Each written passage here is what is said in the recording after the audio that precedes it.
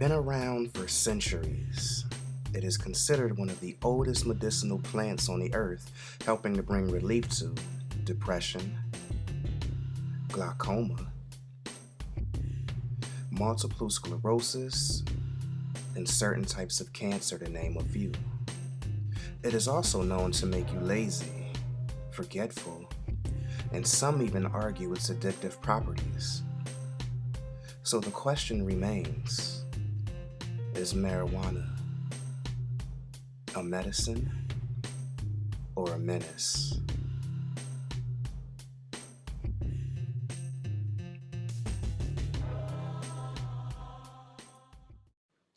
May 23rd, 2011, CED, or the Cannabis Education and Decriminalization Organization, held its first meeting in an effort to get marijuana decriminalized in the state of Pennsylvania for medical purposes. I caught up with them at this meeting to get some insight into their organization and to ask a few questions. Well, do you feel, any of you, that the use of marijuana is just as good as a prescription drug, or even better? It's better. You ain't got no man-made chemicals in it. Yeah, it's natural. Well, why do you think it's a push to keep that under wraps and to promote the prescription drugs? Well, go ahead. Because this is my belief. Anybody can grow weed. Anybody can grow medical marijuana. But not anybody can sit down and manufacture, millions and millions and millions of pills that are synthetic and using man-made chemicals and knowing the know-how of how it goes into it and so forth and so on. You got pharmaceutical companies that are paying millions and millions and millions of dollars in re-election campaigns and whatnot and so forth and so on. They got, my aunt was a lobbyist for like 10 years in DC. She told me she never met a congressman, senator, or any government official who didn't accept bribe. And that was basically her job, to bribe. Companies would hire her company to get this senator, this congressman, whatever, on their side so that they could pass this law and it would exclude them so that they'd still be good and whatnot and so forth. And when it comes down to weed, you just got anybody can grow it, you know what I mean? So it's basically anybody against these multi-billion-dollar companies and stuff like that who are paying way more money than we can afford to keep stuff like this illegal so that they have to control it. And what I think they don't understand is these multi-million-dollar companies, if they grew the weed and sold it, can you imagine how much money the government would make? I know that. That's what I keep thinking.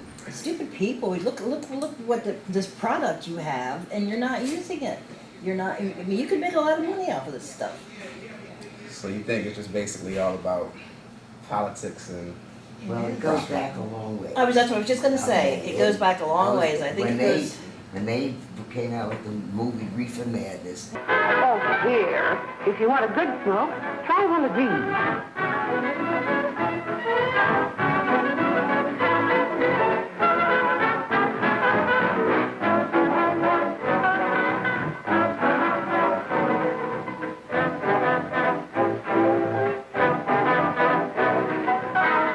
I thought you were a sport.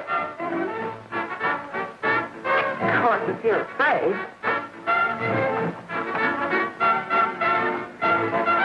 That's better. That's more like it. I know you like that. Really, you will. Now just take a puff of that.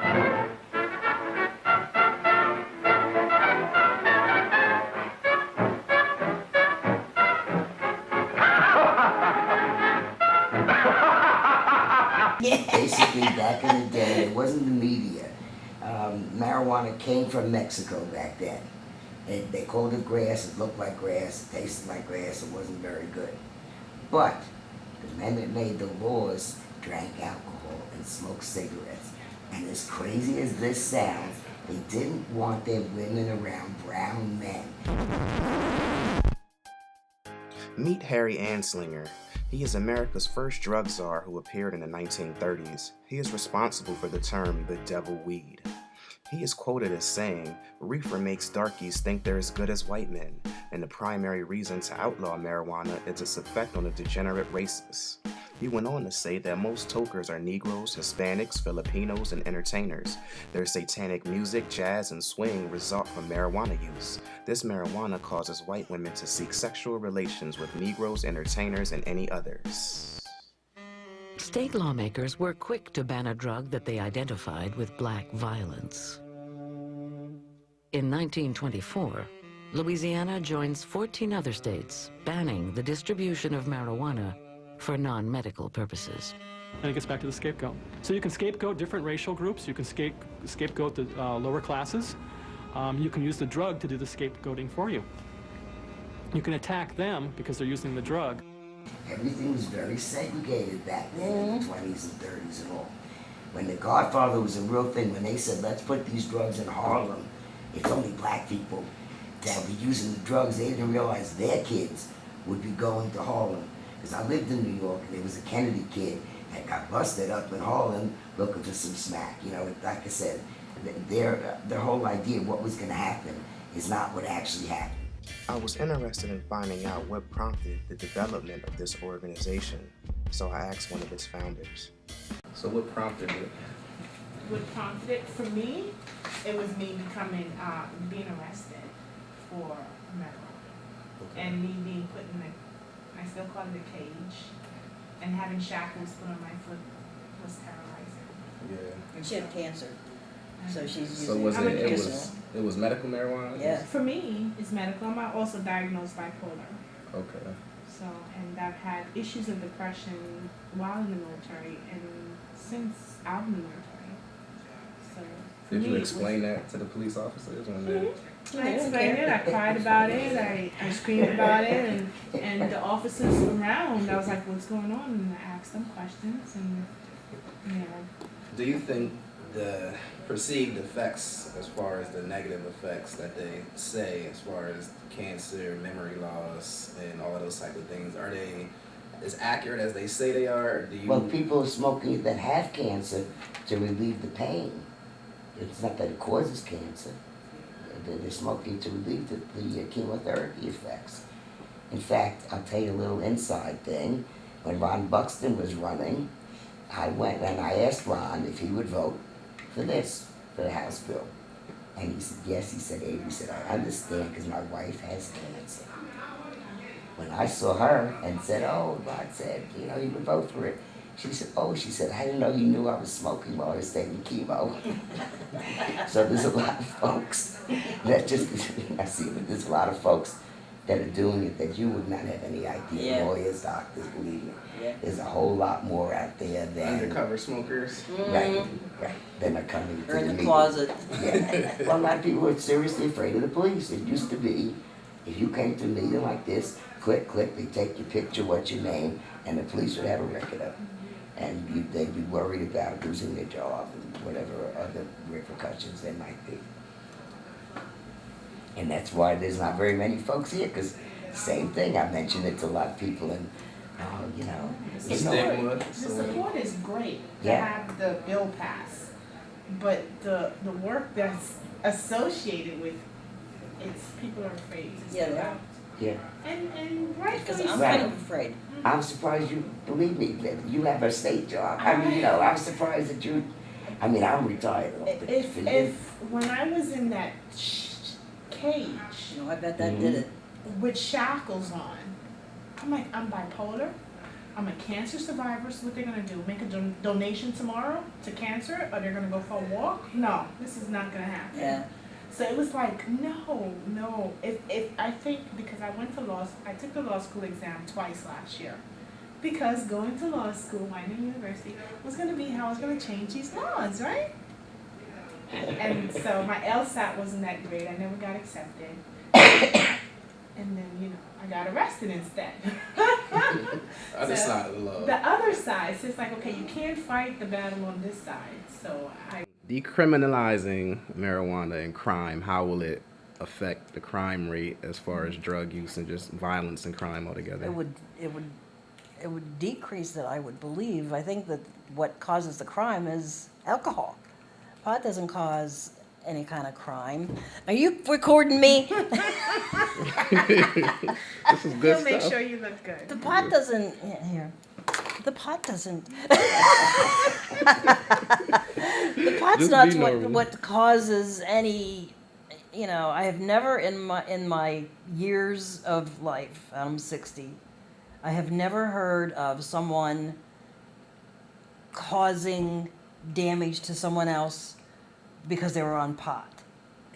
Or I have never heard, you know what I mean? Or I have never heard of, Kids ain't out there sticking a knife to their grandmother's throat for $20 to go buy weed. right, And I've known people who have done that kind of stupid stuff to go buy dope and go buy heroin and stuff. You know what I mean? that kind of, yeah, that Yeah, drug, yeah. yeah, but marijuana's not a drug, it's just a, It's an herb. it's an herb. It is an herb. God put it on this earth for us. Long before the Constitution Exactly. and any other. Yeah. It's an herb. If they decriminalize weed, you got Pennsylvania is building 2 more state prisons right now. We got 36 state prisons in the state of Pennsylvania. We're the 2nd or 3rd largest prison state in the U.S. California, Texas, and us. And we're building more prisons so we can put more people in jail. And you got a good 30% of the people in jail are in there for technical PVs, which is missing an appointment or giving a dirty urine or something like that, you know what I mean? And so you give a dirty urine, they send you back to jail for a year. You know what I mean? It's, you know what I mean? And it's, you didn't commit a crime. Jail's supposed to be made for people who committed crimes. And how much does it Give cost them to a keep dirty- that person in that Yeah, prison it for costs that year? $78 a day to house an inmate. Yeah, Now, they're overpopulated. The prisons are overpopulated. County jails are putting 3 people in a cell that are only designed for 2. Yeah, Lancaster County does it. They got 3 people in a cell and stuff. They had people sleeping in cots out in the gym and so that because it's how overcrowded it is. And if you took all the people out there that were in there for like having a dirty urine or that got busted with a bag of weed or something like that, you'd have open cells. There'd be cells that'd be empty. You know what I mean? And California's doing it now too. California's their prison population's so overcrowded. Now, if you're not arrested for a violent crime, if it's a non-violent crime like possession of weed or something like that, you know what I mean, so forth and so on, you're not even going to jail anymore. They're not putting you in jail. It's better to send somebody if you believe that somebody's got a drug problem. If you're the law and okay, you got somebody with weed, okay, this person must have a drug problem or something like that. Rather send them to a rehab or something like that, you know what I mean, or something instead of putting them in jail. But Are we trying to help them, or are we trying to Yeah. help ourselves to build in a new jail that one of our brothers will contract and manage? Are we really helping people, or are we just helping? prisons Yeah, are but a it ain't the big brothers that are business. contracting it. Well, when I say the It's up in brothers, I Perry mean. County and all. It's making jobs for some folks. You definitely not building the jail in the inner city. You know. Prison's a booming business. Yeah. It is a business, but it's a human business, and that's where human rights have to filter in, because they're taking humans and cattle, treating them like cattle, you know, and any reason too.